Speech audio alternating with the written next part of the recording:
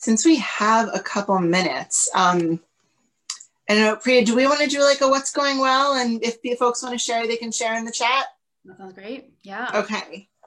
I totally asked you that, and I don't have one in mind, so I feel like I'm putting you on the spot. I'm like, Priya, what's going well?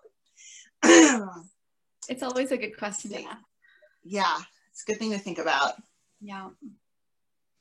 It's a nice way to get ourselves into that space of like noticing that some things aren't going well, even when things feel really hard, because there's always a thing or two, even if it's hard to think of in the moment.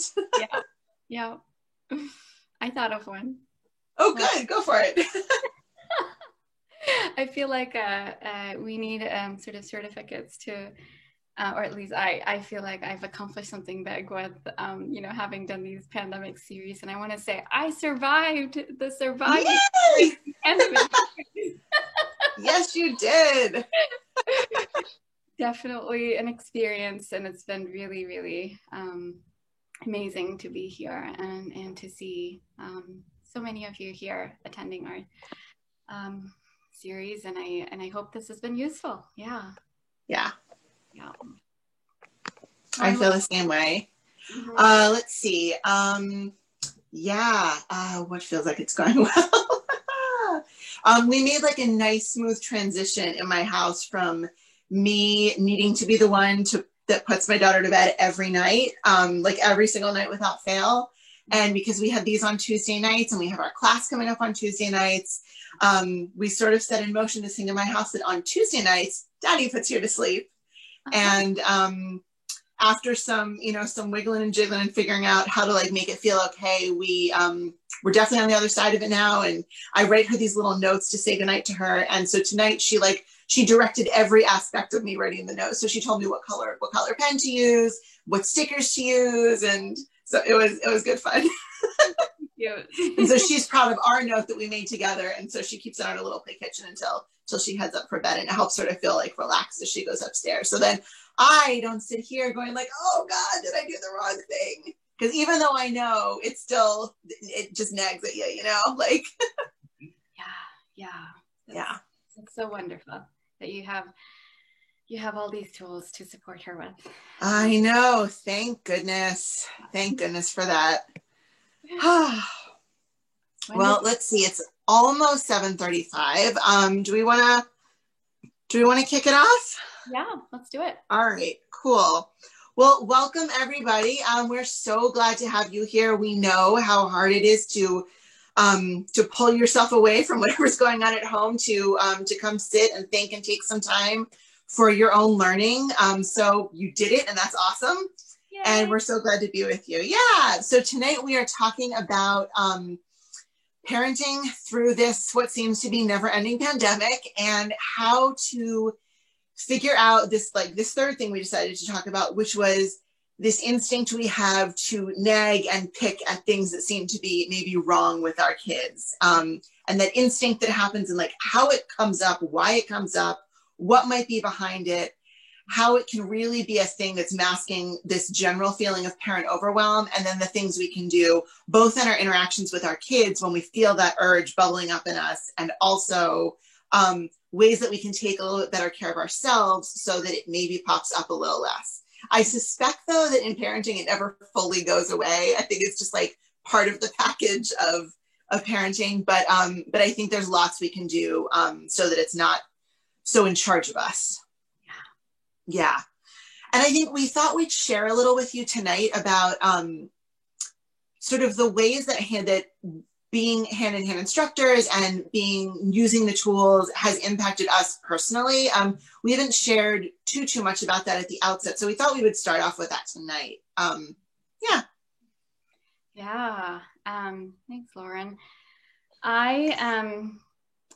Certainly, I think it's beautiful to be able to reflect on sort of the impact that the hand-in-hand overall has had. And I think we've shared a little bit about our journeys with Hand in Hand in the previous series or previous podcasts in the series and webinars. And I, one of the biggest things that I think for me that I really have internalized now. And this was a learning for me, in that I don't have to do all of the parenting and carry all of that, the emotional toll of parenting all by myself, and that I don't have to do this all alone. And it is funny because I come from a collectivist culture. I'm East Indian, and people in my culture, we are so used to relying on each other for support, and it's just been that way for years. And having become a parent in an individualistic culture, where we are told that we have to do this all by ourselves, and that's the message you get, that sometimes we hesitate to reach out for support because we feel like we're bothering somebody else. And finding hand in hand, that was very much part of their sort of structure of working with parents, and that there's a community here. There are people you can reach out to. There are people you can exchange listening support with as a critical source of support to sort of work through all that you need to in your parenting.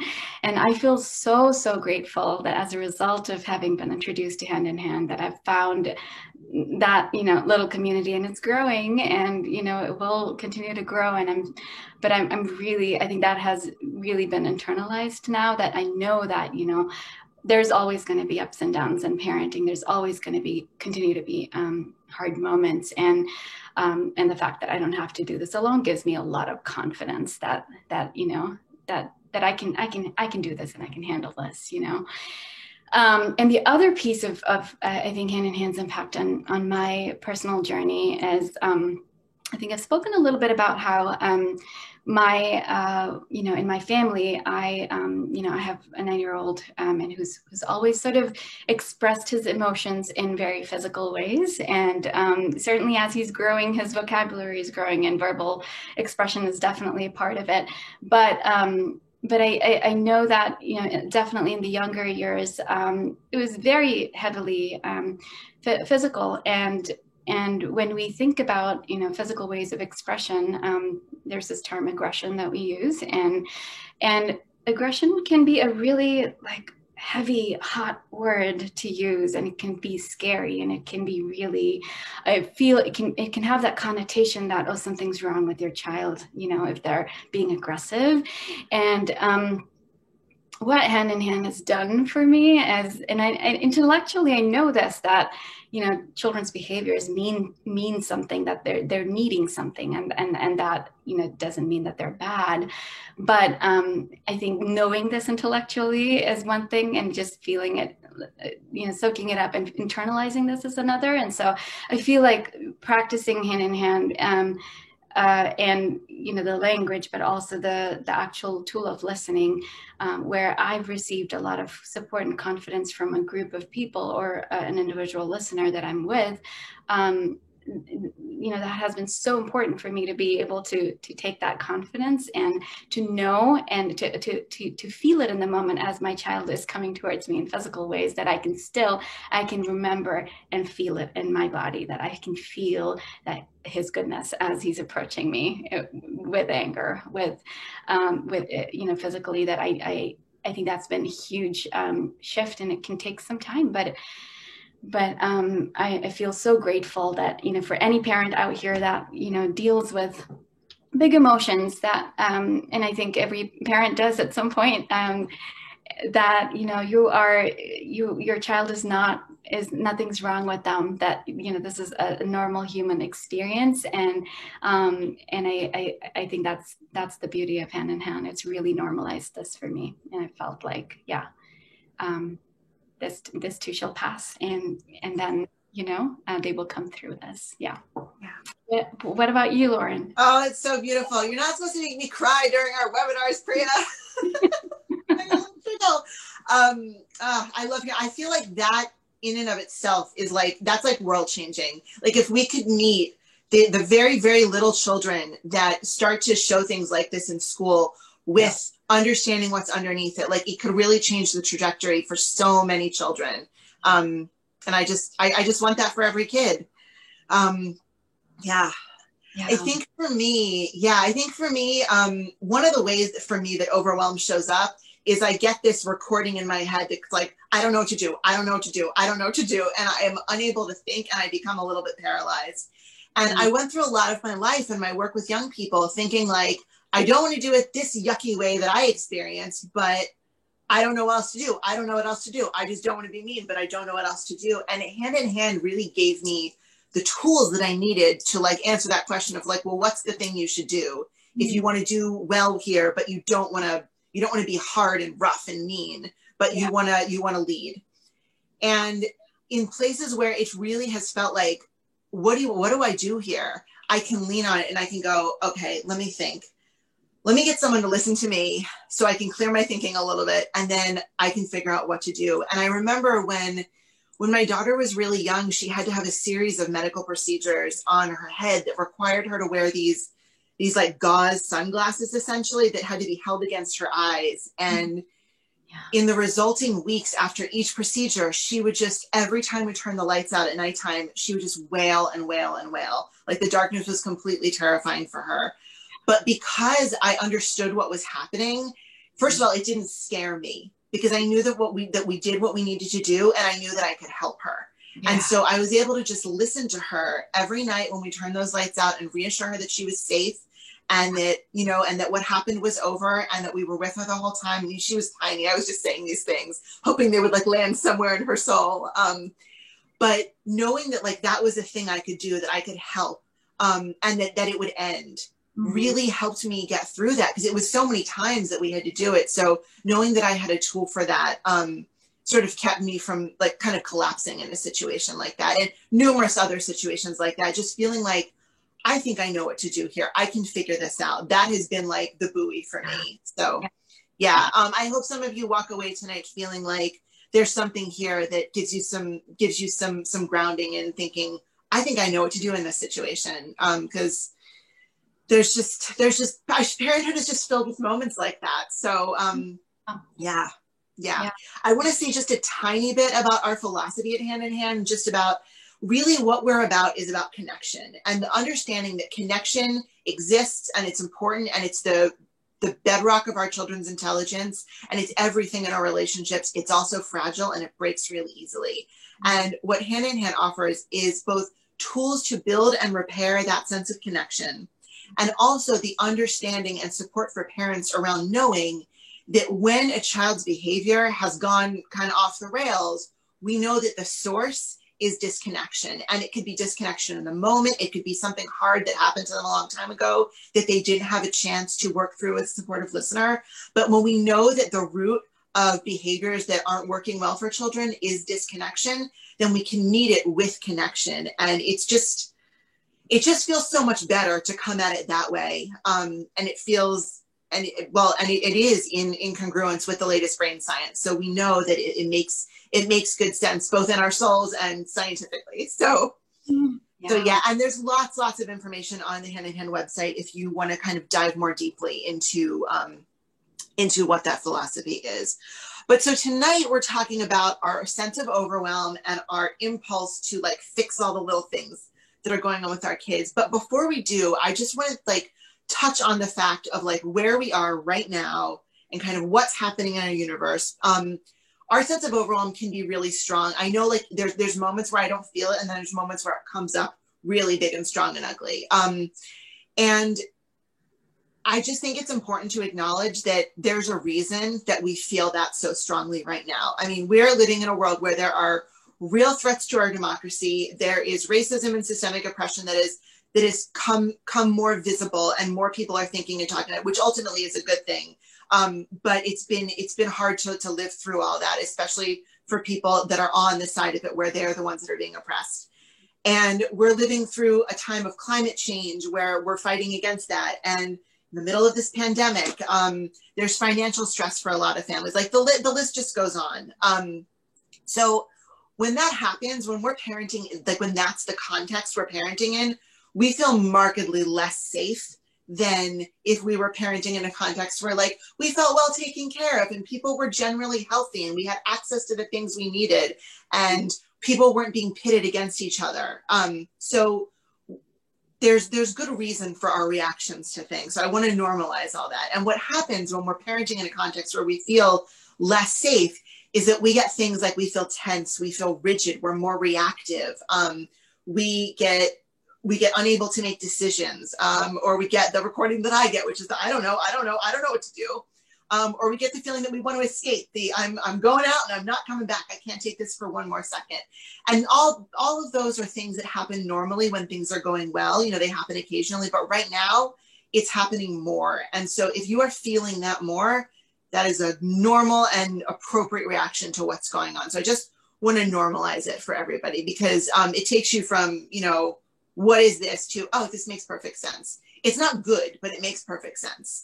So sometimes just knowing that the way we feel is reasonable can help just like bring us down a notch or two. So I find it reassuring anyway. So why spend time figuring this stuff out? I think especially right now, because things are so uncertain, our kids really need reassurance from us that they have us. Everything is topsy-turvy. And when they know that they have us, they can relax a little bit and they can do what they need to be doing, which is learning and growing and connecting and not worrying so much. So when they feel like we've got a hold of that, they can do a little bit better in that regard. I know that I've had to quarantine twice now for my family. It's not been very fun. But one of the things that I did the first time, actually, and the second time too, is every night I wrote notes. That's how the note thing started with my daughter. Was that I would write her notes because I couldn't be with her at all. And so she would go into the corner of her room at night and I would, you know, put my mask on and I would run upstairs and I would throw the note into her room and I would run back downstairs. And we did that every night. And it was a way for us to kind of like stretch that connection out over time and distance so that she could still feel like she had me, even though I was stuck in another room away from her. So just things like that, knowing that putting connection at the forefront is what's going to help us make our way through this time. Is just, I think keeping it in front of mind is what we want to try to do when we can. And we'll talk tonight about ways that we can. So yeah. That's a beautiful anecdote. I just love that little, it just, you know, opens up opportunities for us to be creative. And I think knowing that connection really supports everything, right? Emotional development, keeps your bond going, lets them strengthen that invisible string that we talked about last week. Yes. That knowing that is so powerful that we can always find creative ways to be connected, even when we can't be physically together in the same room. Beautiful. Yeah. So, you know, what kind of things, are we seeing in our kids, and that cause this nagging instinct in us, right? So many. In fact, you know, I'm gonna, shout out a few things, but for those of you here on the webinar with us, we'd love to hear, what kind of things you're seeing in your home. If you want to put that in the chat. If I learn like weird stuff my kid is doing, it's like, why is my kid doing weird stuff? Yeah. Sometimes a little humor helps, right? Yes. To be able to see that you're not alone in these things. The universe.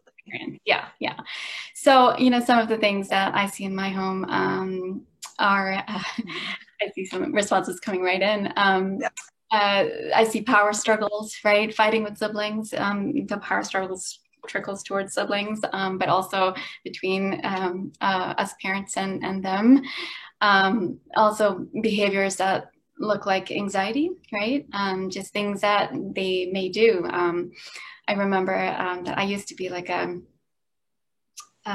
foot shaker. I don't know what you call it. I'm just a foot shaker, but that used to be really annoying in my household. And that, these kinds of little things, we could find so many things that trigger us as parents and make us feel like, gosh, would they just stop it? And of course, not following directions at things that we'd like to do, but they were just plain not doing it. They just Yeah. Yeah. And that it is, it is, these are sort of behaviors that really bring up big emotions in us. And what really happens, when we kind of can take a little, sort of like a helicopter view of what we're feeling, it really, could be worry. We may worry that, this could grow into something big that may not be, solvable, or may, impact their development in some way. We wonder, is this, are they really like trying to manipulate us? Is this a game? And are they doing this on purpose? And we may just worry that something's wrong with them, right? Or that, yeah, if this gets worse, then it might be too late to address it later. And then, of course, this constant thing that comes up sometimes for us that, like if I had done that, my parents wouldn't have, that wouldn't fly, right? That wouldn't have been accepted.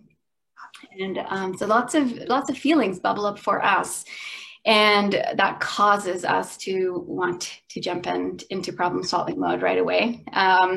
And we may find ourselves repeatedly, addressing a certain behavior and trying to help our children, come out of it in specific ways. And what really, having kind of taken a look at ourselves and what's going on for us, I think it's also helpful to think about what's going on for our children when they're receiving this from us, right?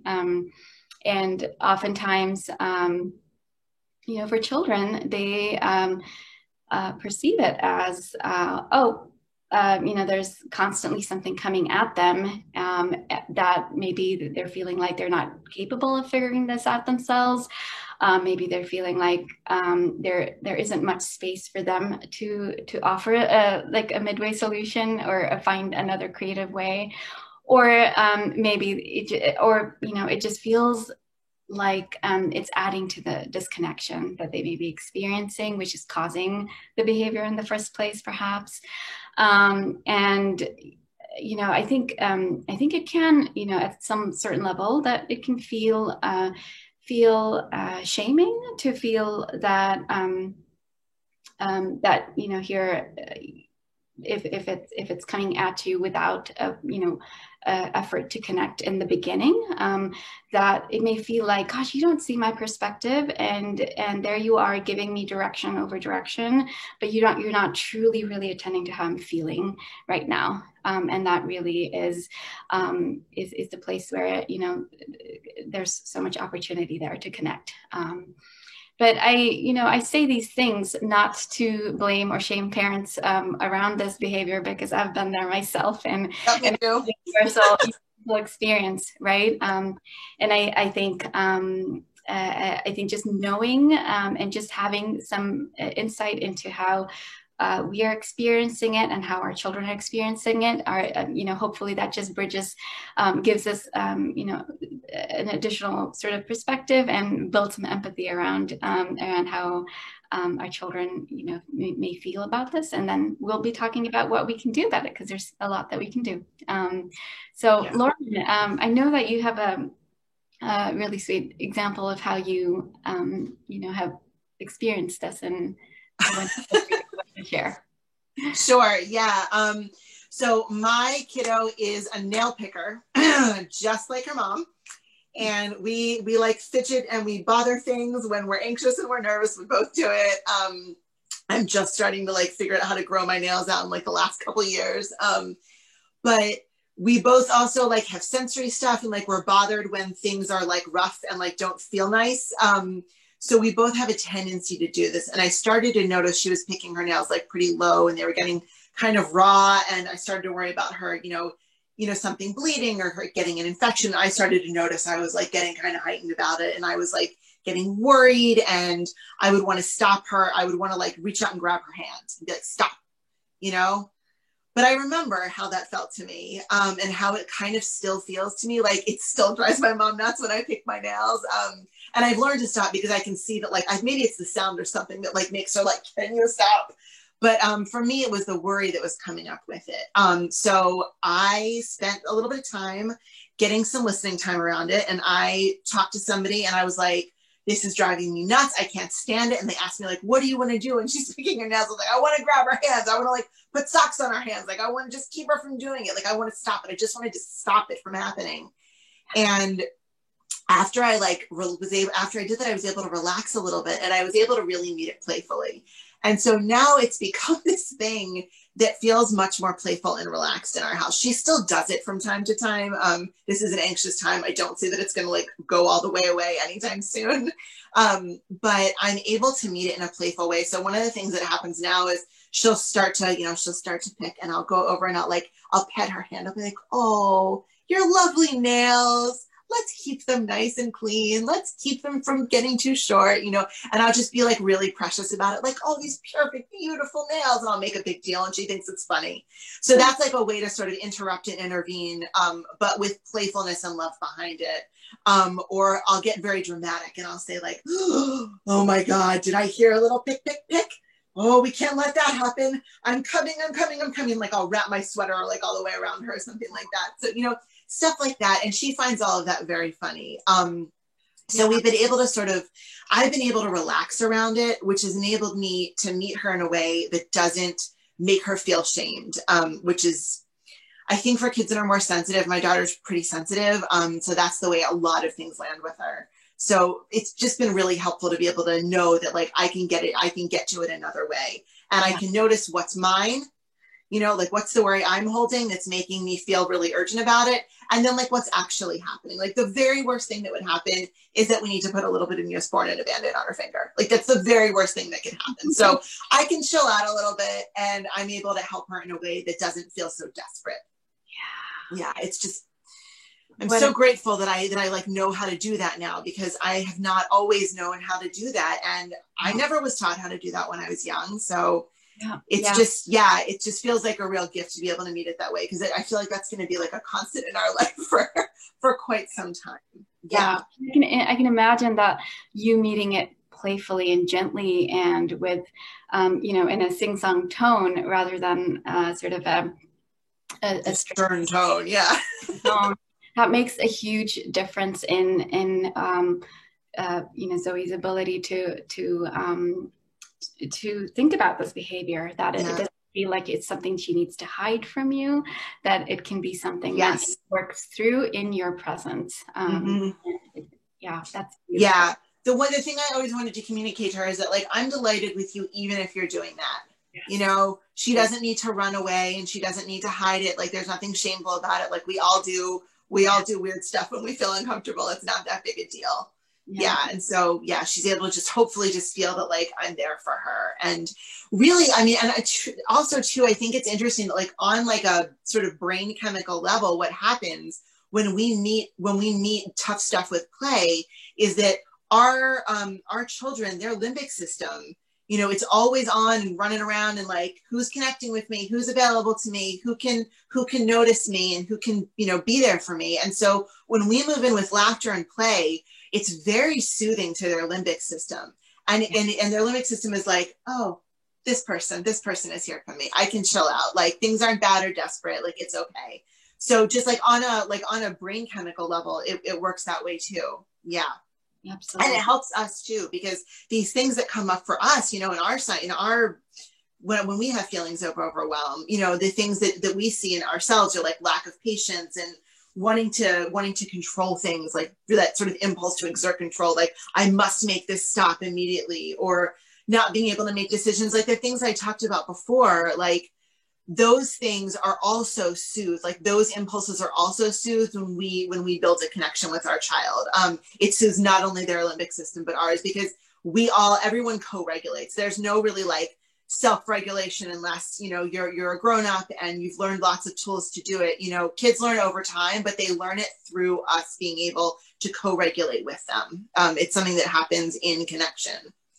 So I want to think a little bit about, when we are pulled to nag, when that thing comes up in us, like what's actually happening for us. And so one of the things that we haven't mentioned yet is that this idea that sometimes what comes up for us has nothing to do with right now. Mm-hmm. Sometimes it's stuff that's really, really old and it's ours. It's not our kids. It's stuff that's like from when we were young, like unhealed hurts that we are carrying from when people were unkind to us or rough with us or harsh with us or worse, you know, but we carry those things around with us when they haven't had a chance to heal. And the result is that these things come up sort of harder and faster and more urgently. So taking care of our own selves and thinking about the things that are sort of nagging at us that are old is a really useful thing to do. In Hand in Hand, we call that listening partnerships. We mentioned it earlier. We've mentioned it last week and the week before because we love it so much. It has really, I mean, for me, it's really sort of saved me in a lot of situations where like my behavior could have gone off the rails. And I mean, like I behaved in a way I wasn't so thrilled about this morning with my daughter. And when I told my husband about it later, he was like, maybe you should have gotten some listening time before you tried to do that. I was like, now you tell me. And I couldn't even think well enough to like go and try to ask for it somewhere. But when we can, it can really save us. And the more regularly we have access to that and access to someone noticing our goodness as we work through what's hard, the more we're able to manage moment to moment. Yeah. I know, Priya, you wanted to talk a little bit about kind of what it's been like for you to get some really good solid listening. Yeah, I'm happy to share an experience. I think listening, as you mentioned, it is a tool in the Hand in Hand parenting toolbox. It can be done on a one-on-one basis, and we'll talk a little bit more about the structure later. But it can be accessed in an individual basis with one person who's listening to you, or it can be accessed in a group where multiple people are here with you and typically take turns sharing, and the rest of the group listens. And this particular experience that I had happened in the group format.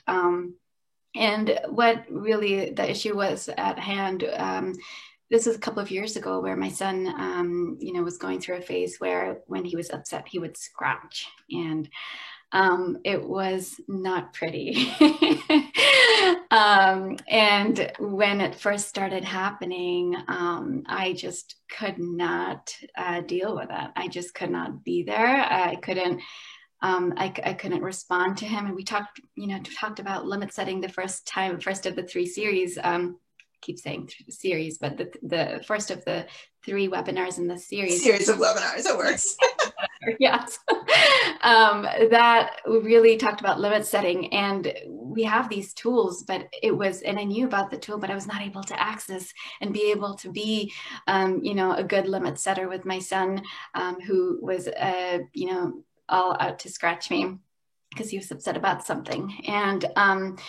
And I knew why I couldn't, I just, in the moment, I of course, my thinking went out of the window. Like you talked about the limbic system for kids, we adults have one too. And, my alarm system is signaling to me, like, I'm not safe, get out of here. This is not good for you, right? And like you're saying, Lauren, some of what we're reacting to sometimes could be right in front of us, but sometimes it can be triggered from something way back in our childhood. And this was one of those situations where I didn't really know why it was super hard. I mean, yes, I don't want to be scratched, and I understand that would be, every parent's prerogative to protect yourself and protect your child from getting hurt. But the level of reaction I had felt a little bit more disproportionate to what was happening in front of me, and I just was choked up with tears.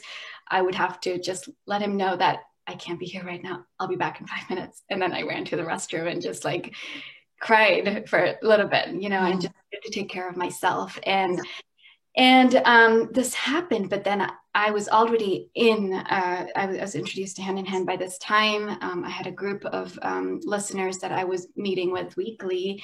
And I told myself, okay, I'm going to breathe get myself together, go back to my son, but I'm going to write this down as something that I need to process in my listening group later. And so in the back of my mind, I knew that the next time I met this group, I'm going to talk about this thing that was so hard for me and I can't figure it out. So I think in the moment, we moved on and the day went on. But when it came to the next listening group, I was really able to share my stuckness and just my big feelings of, what the hell is happening? Where's my good child inside this, inside this experience? And why am I not able to be there for him in the moment? And these are, when I find myself being able to share and put words to the feelings, or just even have no words, but just have the feeling in this group setting, be able to, it's such a powerful experience. And I cannot tell you how cathartic it was and how powerful it was to have a group of people, a group of parents, be able to shower their attention on me, be able to see my goodness through all of this hardship, to be able to have that confidence and give me that confidence, both in terms of verbal encouragement, but also just physical presence, that, we believe that you'll find a way, you'll figure this out, that we have the confidence in you to do this, right? But sometimes when you are more, seasoned as a listener, your listener might ask you certain questions to help you go deeper in this experience and understanding what might be going on. And so one of the questions I received in this process was, did something like this happen in your childhood? Does this remind you of something in your childhood? And sometimes you may have a conscious thought and sometimes you may not, and that's okay. Either way is okay. But in this particular experience, I remembered, a time when I was a kid. I was 10. And my dear sister, she was 4. And, we've had multiple times where, she was a scratcher when we got into sibling fights, that she would scratch really badly. And there were times that I bled. And it was, it was, as a 10-year-old, I felt, I was the older one and I could understand more than my sister could. And so my well-intentioned, loving parents, told me, you're the older one, you can give in, you understand that she's much younger and she doesn't, know how to regulate herself yet. And so I felt like I had to I bottled that up and I moved along in my childhood. And here was an example of a very innocuous hurt that parents, well-meaning parents, didn't have the opportunity to catch. And I believe that there will be moments like this that my son's gonna, grow up with too. And I think we can't catch all sort of hurts. And so this was one of those hurts that bubbled up for me, where in experience with my son, I got the invitation to explore and to figure out, wow, like there's something that you haven't healed from that's causing you to react in such a big way.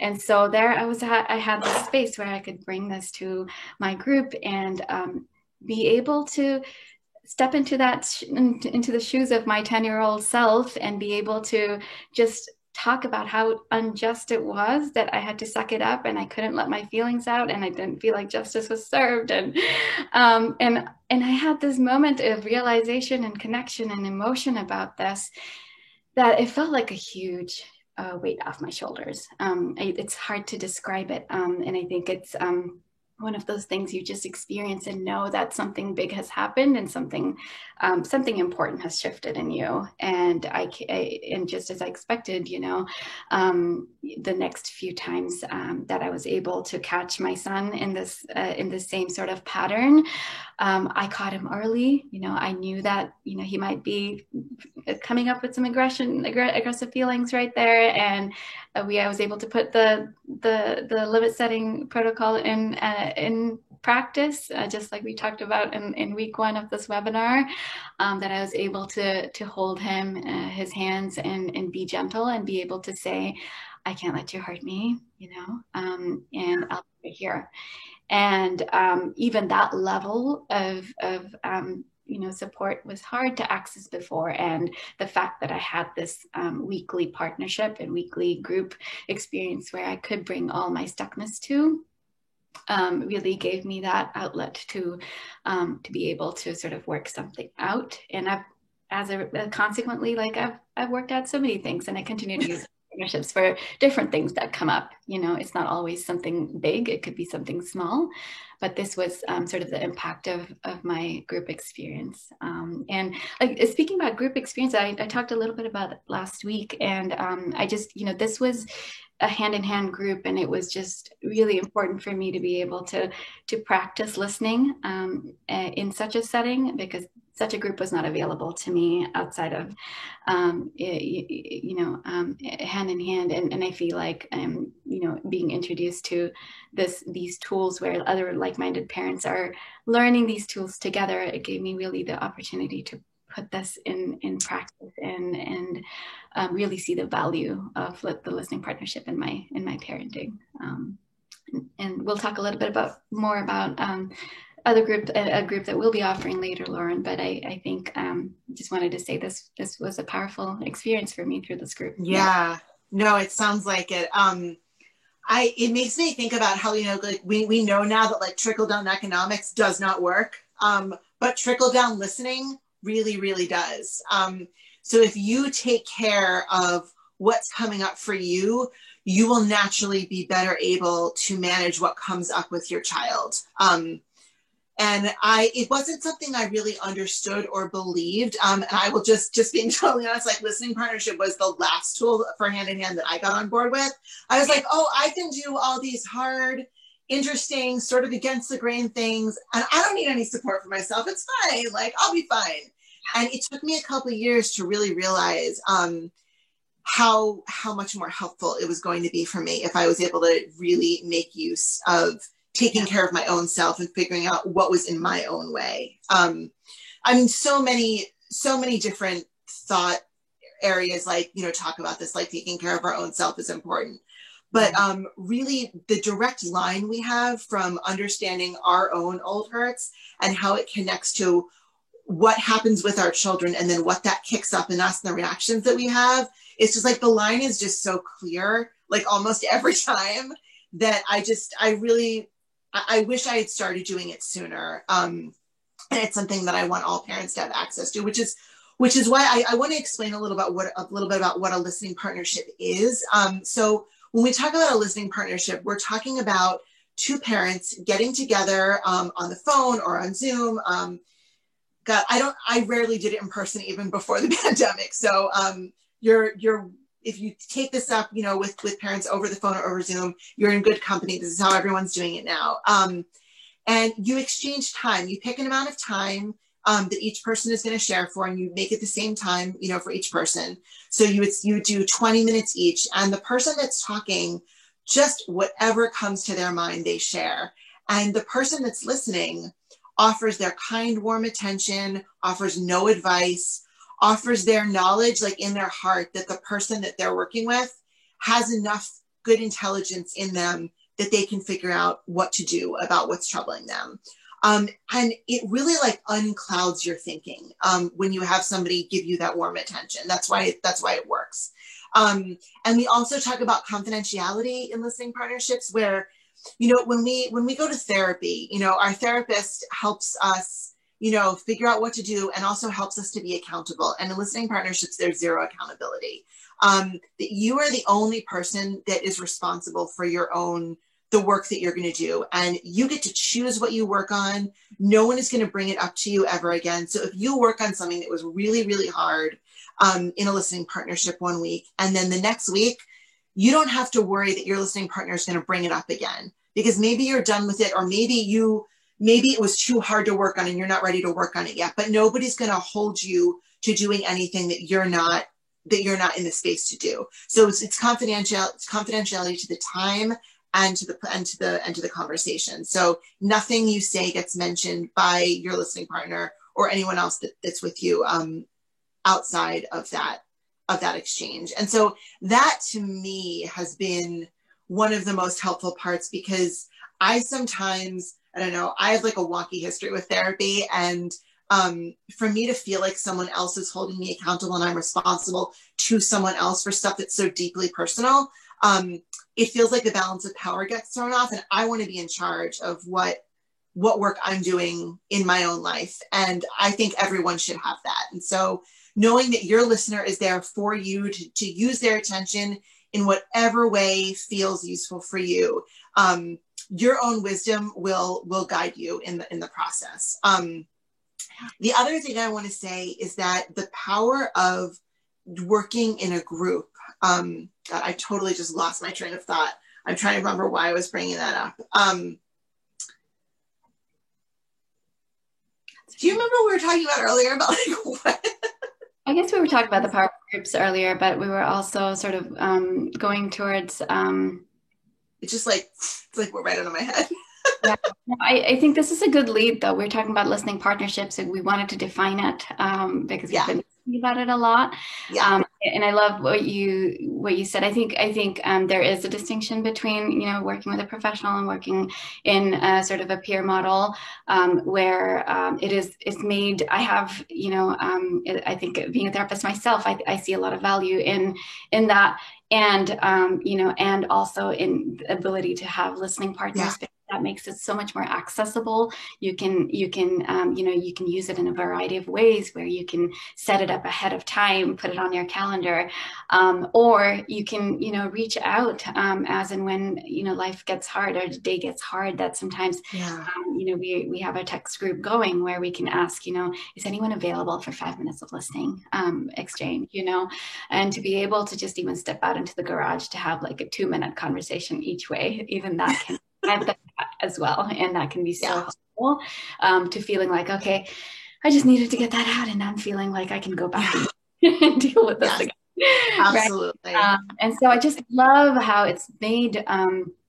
And this is the power of the community and the group. I feel like we're going back to that constantly, and it is that sort of backbone structure for me that holds all the tools in place, because you can get all the tools and know how to do these things really well, but if you're not supporting yourself and your emotions and you're taking care of yourself, it's going to be hard to even remember what to do and how to use.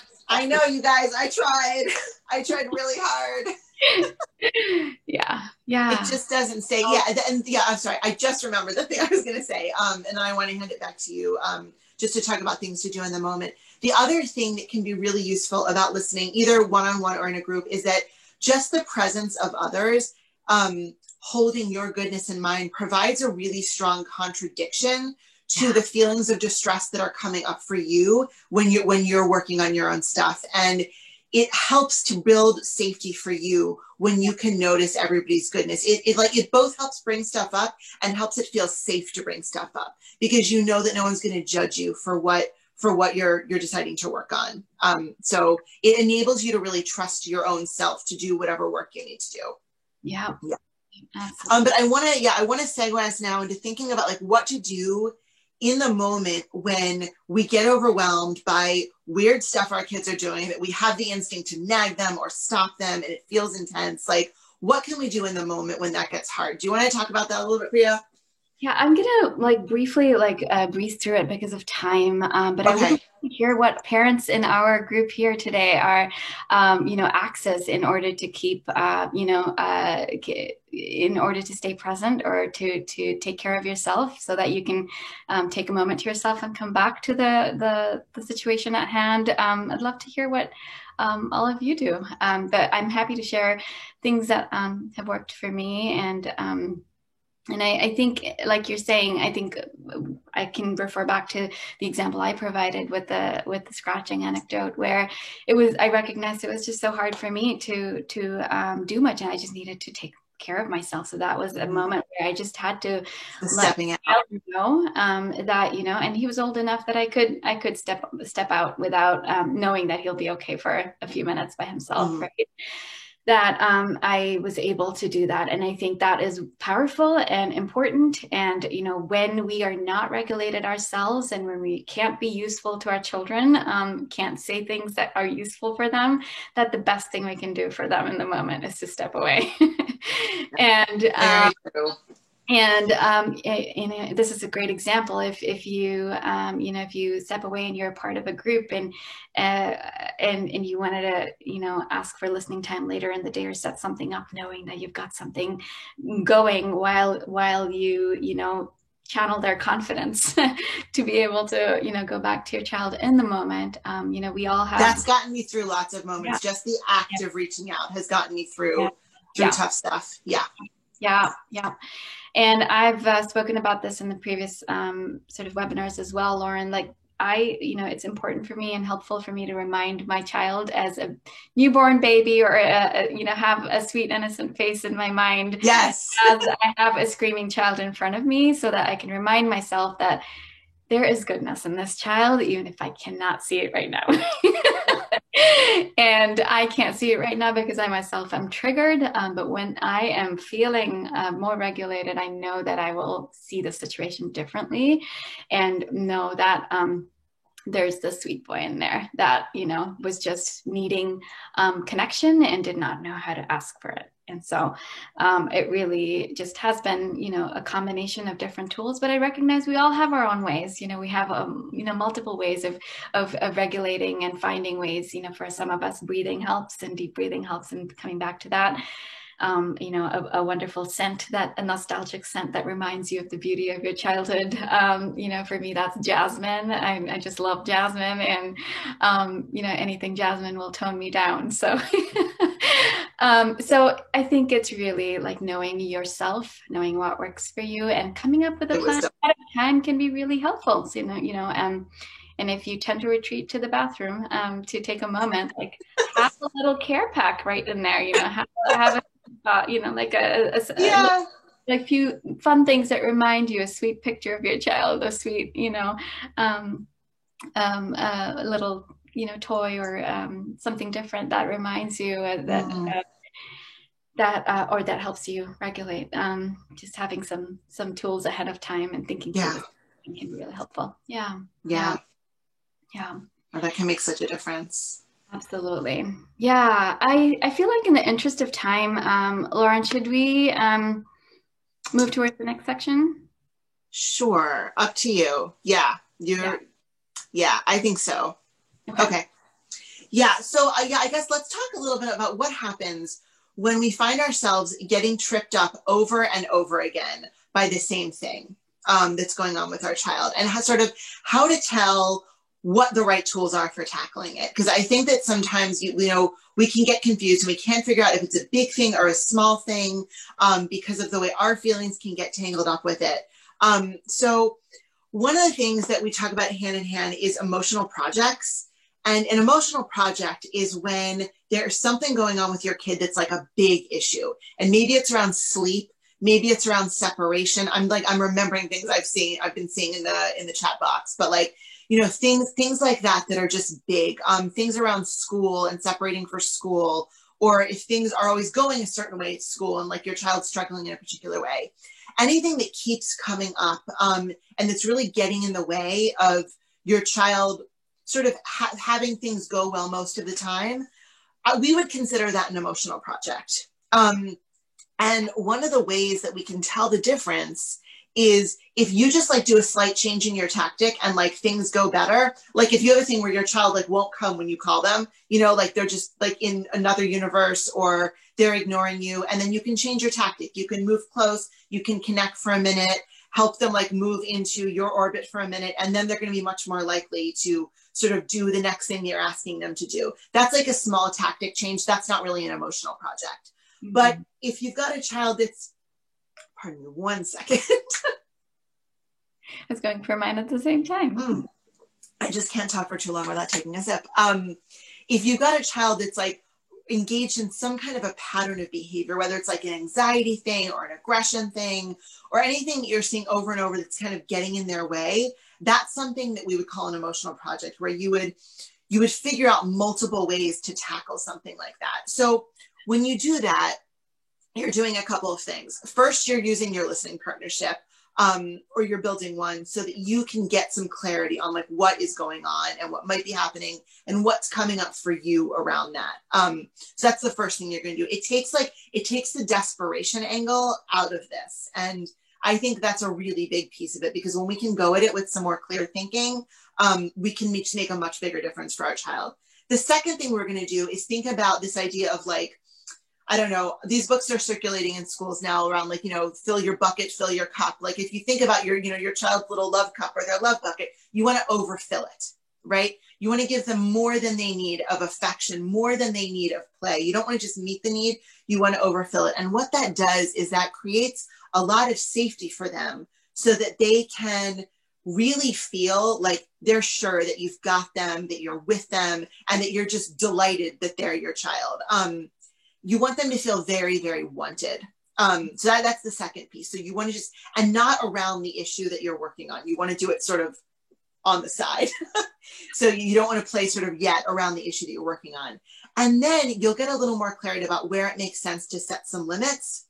And then once you set those limits, you know, you're coming at it with a clear mind and your child is feeling extra safe, so that when you move in with a limit around whatever it is that you need to stop, maybe it's like, maybe they're going after the pet, you know, then you know how to stop them and keep everybody safe. And you've got clarity of mind so that you can know that inside there is your good child who's just very, very stuck. And you can stop them with your full love and your full knowledge that they are good inside there and they're just stuck. And then that allows them to go through the whole emotional release process of whatever it is for them. It could be rage, it could be tears, it could be that they need to sort of fight you on something. You know, children that have had hard things happen early in their lives often feel the need to kind of fight for themselves. And if they can do that safely in your loving arms, with you keeping everyone safe, I always say that you're being a loving witness and a safety manager. So at the same time, you're lovingly witnessing the outpouring of emotion that's coming from them when you set that limit, but you're also making sure that you're safe, that they're safe, that brothers and sisters are safe, that pets are safe, and that, you know, that the space around you is safe. So it's really those two things once you set that limit. And this pattern of over and over again, making sure that you're working on what's hard, you're offering your child lots of extra affection, and then you're setting some limits so that they can work through the hard stuff. Those three things together can often move a child from a place of really serious stuckness into being able to think again and notice how to be flexible, and sort of do what the situation calls for and like use their good thinking, because it's in there. I promise you it's in there. We just have to unlock those stuck places. And we do that by providing them extra safety so that they can move out, and then they get access to their thinking brain again, and they can do their very important job of being a child. Yeah. Yeah. Beautiful. Yeah. Yeah. So that's like emotional projects in a nutshell. We're going to include, there's going to be a follow-up email that's going to go out for this that will have, I can think of two off the top of my head of like good articles that will give you a deep dive into emotional projects. And there's a podcast episode about it too. So and like we said, like the subject matter can vary, but if it feels big to you, it's an emotional project and you're going to want to use that multi-pronged approach. Yeah.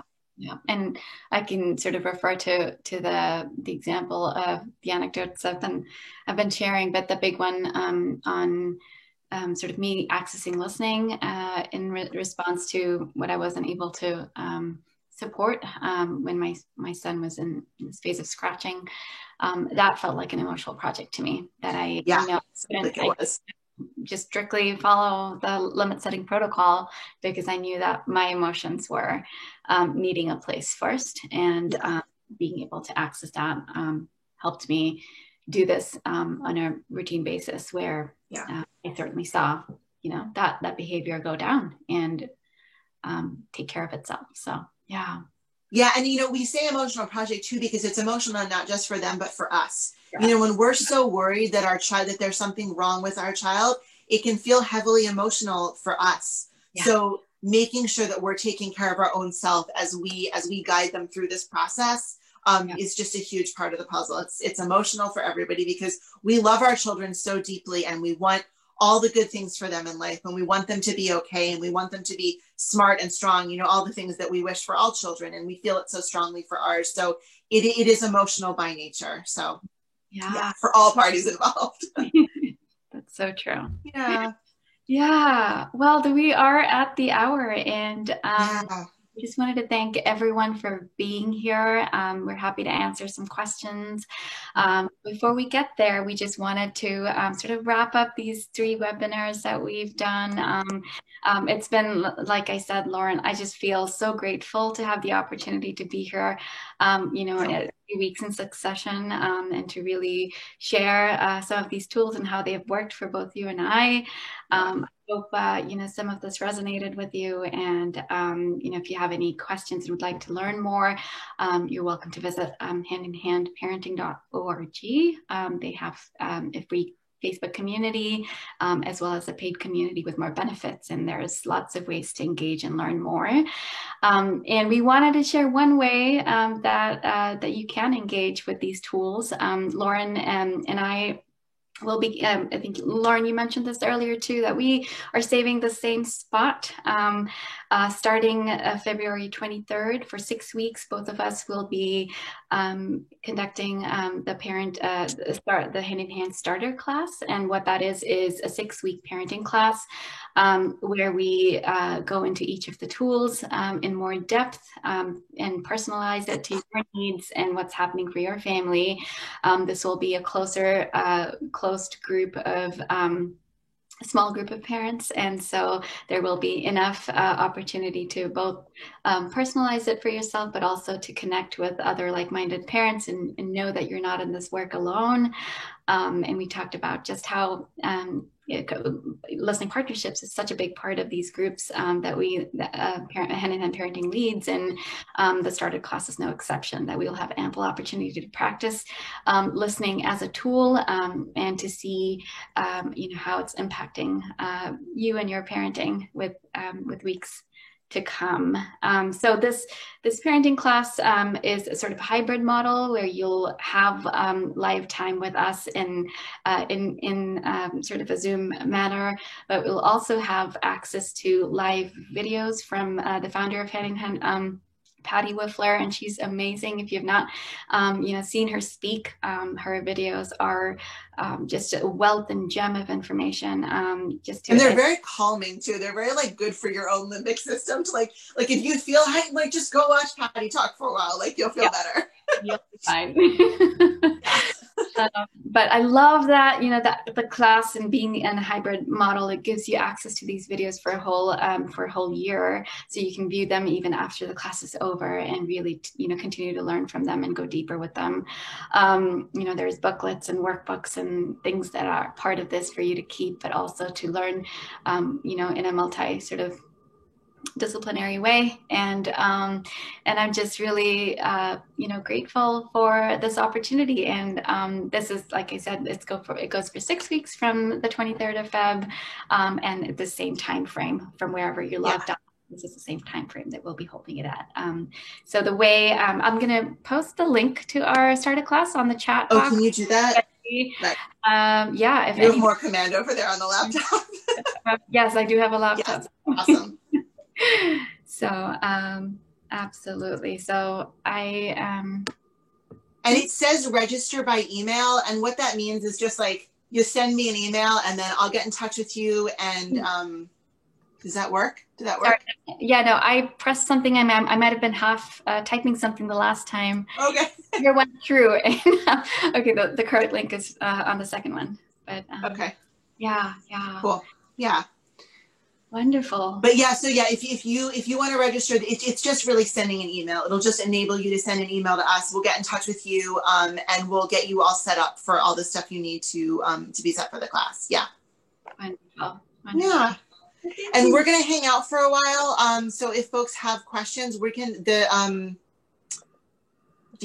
chat has some things in it, and we're gonna also look in the Q&A. I think we'll look in the Q&A first and then we'll see if there's anything left in the chat. So, that's really interesting question. Yeah. Never. I am sure that we could rustle something up. I wonder. I've never.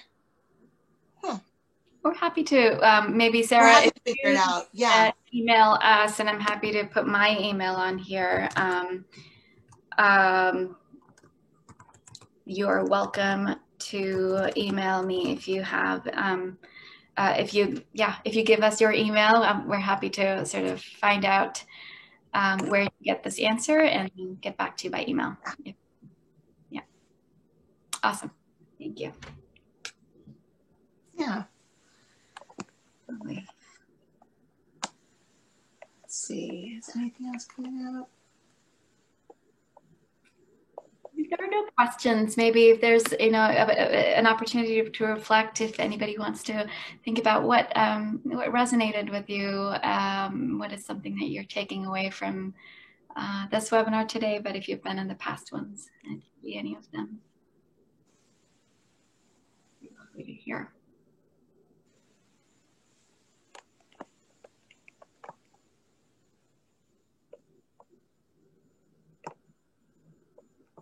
It's so hard to apply sometimes. Yeah, it's true. It is. It can be really, really hard to apply sometimes.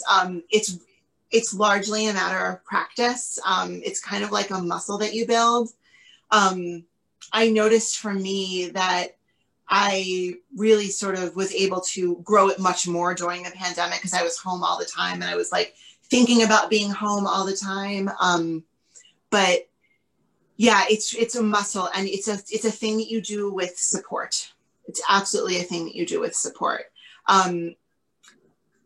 Also, knowing that like you're kind of going against the grain. There's so much like reward charts and bribery stuff that's that circulates, and it can be hard to know that you're going against the grain. But I think it helps me to know that what the tools are teaching. And what the tools do is supported by neuroscience. So it helps me to know, like, nope, this is brain-based, this is right, this makes sense, and this feels right to me. Of course it might not be right for everybody, but it sure feels right to me. And I can kind of rest in that. So I think it's really important to keep reaching out for support when things get hard. And we live in as Priya was saying, we live in a really, really individualist society that can make us feel funky for doing that. So it's a nice antidote to that, to instead like to keep reaching out and to keep doing that, because it helps reinforce that's a good thing to be doing. Yeah, absolutely. Yes. I think the question on whether there are articles on the website to establish the brain science behind Hand in Hand. Absolutely. Yeah.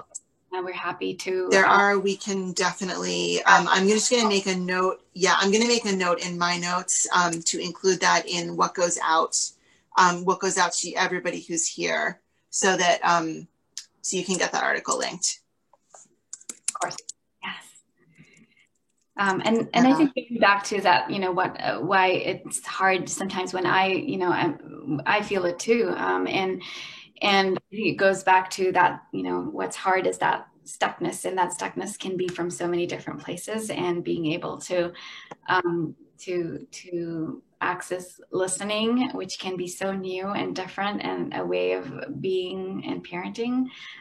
It's a very new practice and can be the hardest to access sometimes, but also the most powerful, and the point from which I feel like I am now able to access all the other tools more fluidly as a result of attending to that hard stuckness inside of me.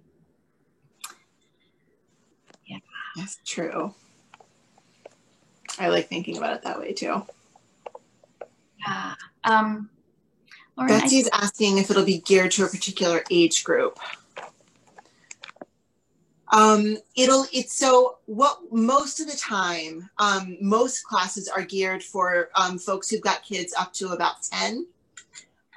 If you have an older child, I think that the classes are small enough that we can bring you along and help you think about using it with a preteen or a teenager, because we have plenty of stories of parents who have used these tools with preteens and teens. I can think of a bunch of other instructors off the top of my head.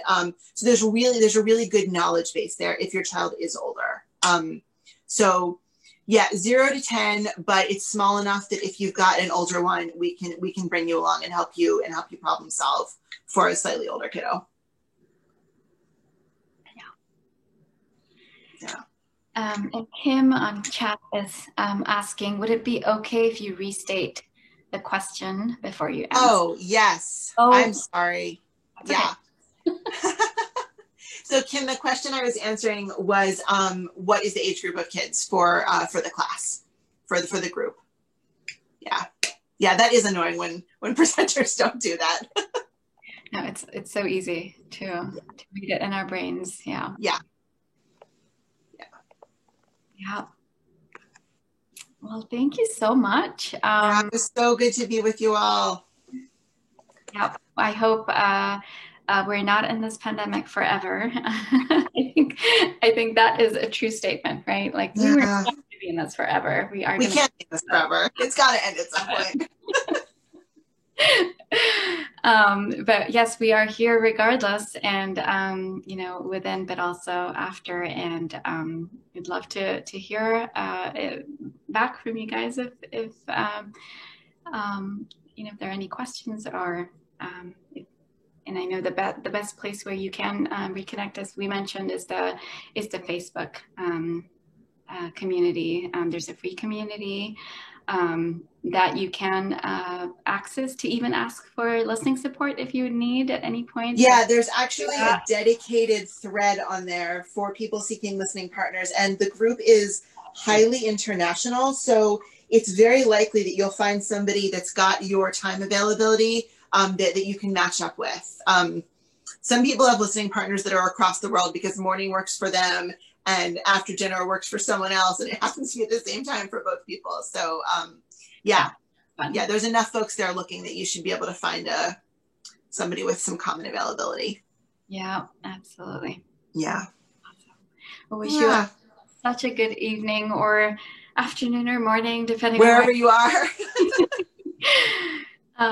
Yeah, we wish you well, and yeah, look forward to seeing you Absolutely. At time. All right. Absolutely. Okay, good to be with you all. Have a great night. Yeah. Bye. Bye.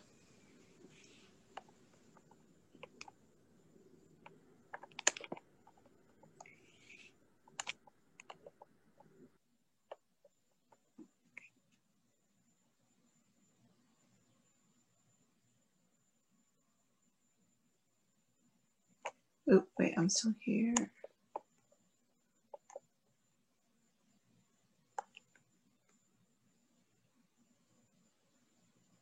Oh, Casey is asking about a certificate. Casey, can you email Priya at the same email address that's above, and we will see what we can figure out for you. Do you see it in the above chat? Okay, fantastic. Yeah, we will search for some answers for you. Okay. All right. Have a good night, everybody. Thank you.